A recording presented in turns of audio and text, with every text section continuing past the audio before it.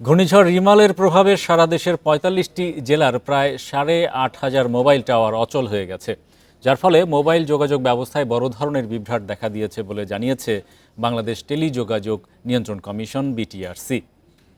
সংস্থাটি জানিয়েছে ৪৫ জেলার মধ্যে ৮টি জেলায় ৭০ থেকে ৮০% টাওয়ারের কার্যক্রম বন্ধ রয়েছে।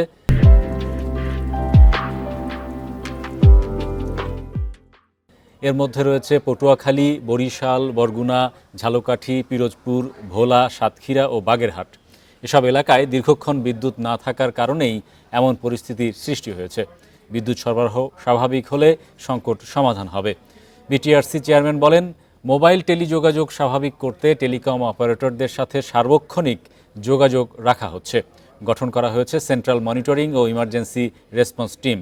দ্রুত বিদ্যুৎ সংযোগ স্বাভাবিক করতে বিদ্যুৎ উন্নয়ন বোর্ড ও পল্লী বিদ্যুৎকে চিঠি দেয়া হয়েছে।